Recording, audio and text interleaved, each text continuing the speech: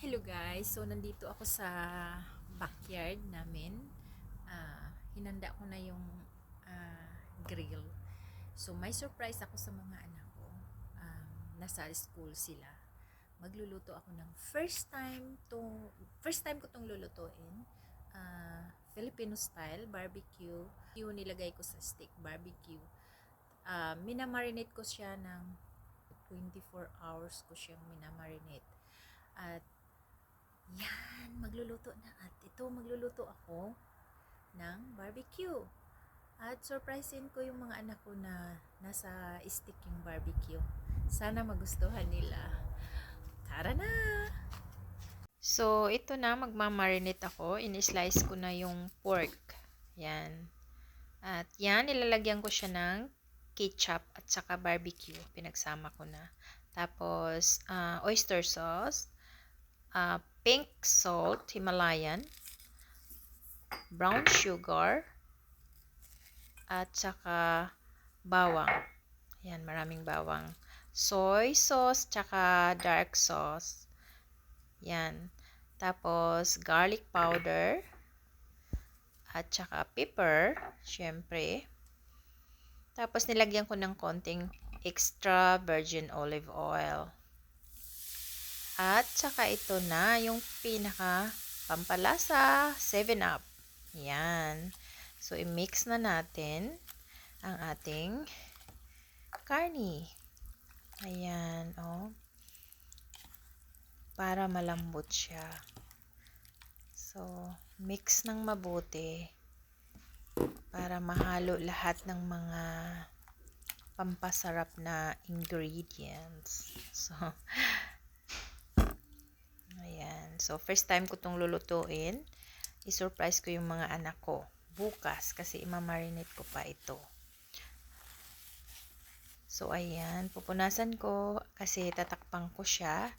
At ilalagay ko siya sa refrigerator for 24 hours. So, ito, morning time. So, ayan na. Afternoon pala. Yan yung stick ko. At saka ito na yung minamarinate ko kagabi.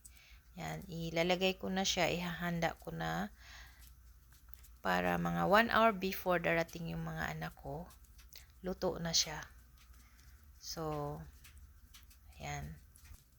First time din silang makakain ito.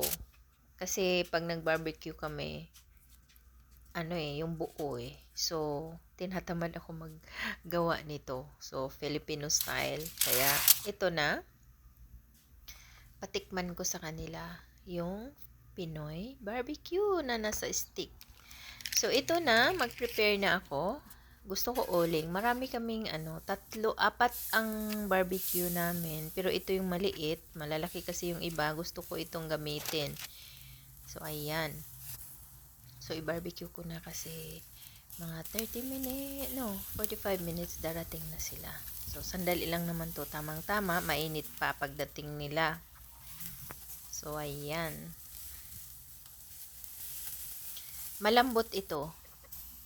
Kasi, ayan na ang aking barbecue. Super, super sarap tingnan. Alam ko masarap ito.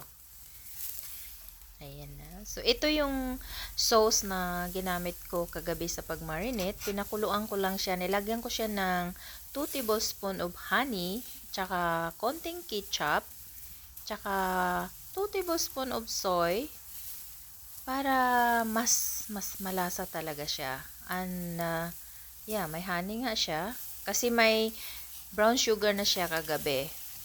So, ayan na ang aking barbecue. Hindi siya sunog ha. Yan. Okay.